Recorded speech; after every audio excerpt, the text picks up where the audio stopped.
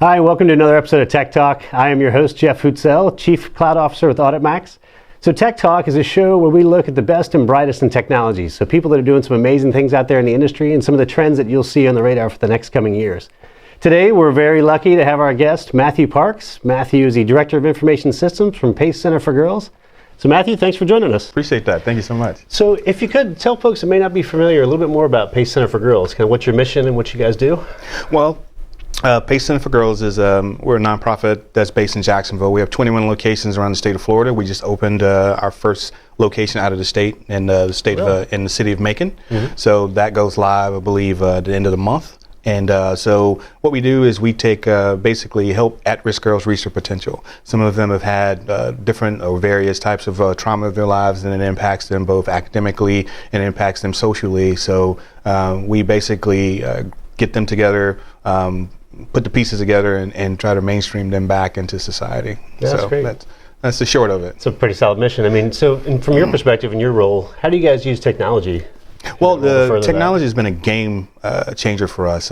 When I first started, I mean, we really were in a place where we were putting out fires every day. And with at the time 17 locations, we were calling long distance to each other, for example. Right. So being able to make our company, even though it's spread out throughout the state, smaller by having collaborative communication with each other, being able to quickly expedite our initiatives and our goals, mm-hmm. being able to track our projects or in a cross-collaborative way across the organization has really been a big benefit for us. That's great. So you're obviously pretty passionate about this. I know you're a teacher as well. Mm-hmm. You do some other interesting things. I mean, right. how did you get started in technology? You know, and I always tell people that I didn't actually choose technology. It chose me. Mm-hmm. I had a lot of interest, as you mentioned, but technology really was the thing I seemed to have the deepest acumen for, and it also seemed to be the thing that had the most availability as far as the job market. Sure. So as I meshed those two things together, it really worked out well. Where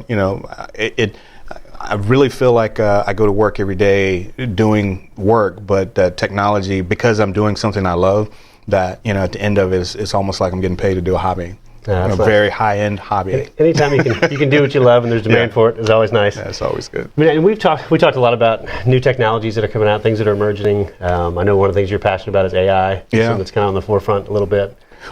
Maybe talk about that a little bit and kind of what that means to you. Well, the biggest thing for me is that being African American and watching that technology is no longer on the periphery. Sure. Technology is actually becoming more of the ambient technology is what we're looking at, to where before, we had the progression of technology in the workplace and technology in the home, and now we have the mobile technology we take with us. Now it's ambient, it's everywhere. Right. It's in your car, you walk in your house responds to you, you mm-hmm. can tell the lights to dim and such.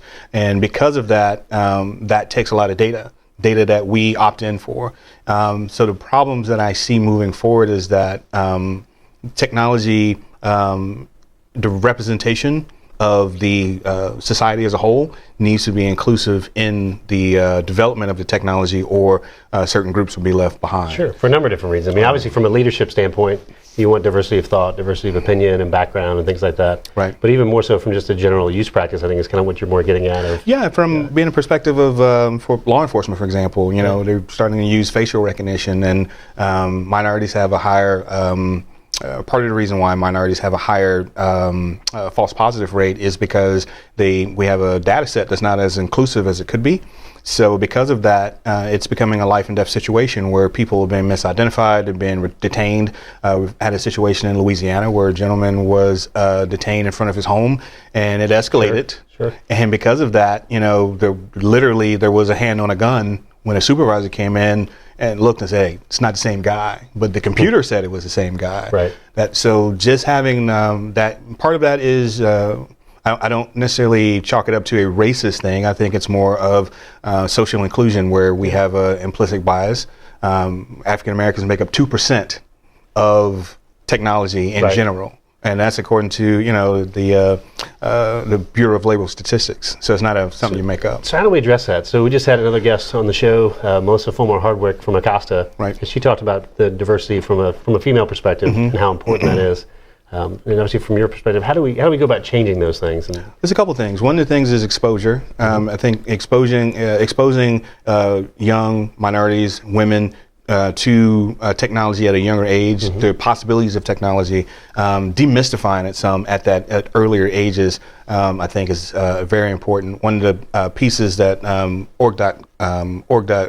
Code.org, excuse me, one of their research shows is that the middle school gap is where a lot of women and minorities are being left behind because schools aren't funded at the same rate as they are at elementary and in high school. It's more or less, middle school is a holding place for children. Those are pretty formative years too, right? And very formative, yeah.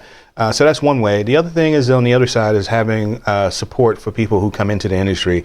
Minorities and women typically enter at the same rate as white male counterparts, Asian counterparts in the industry, but they wash out sooner in the industry once they get into the job market. And part of that, the research shows, is because there's a lack of support at that once they are employed. So I think that's part of it, is trying to within the community and within society at large, is trying to support that lattice that will give them what they need. I know you've been a great mentor. Obviously, you're very involved in the community here in a bunch of different ways, and obviously the mission you guys have through PACE as well. So it's fantastic.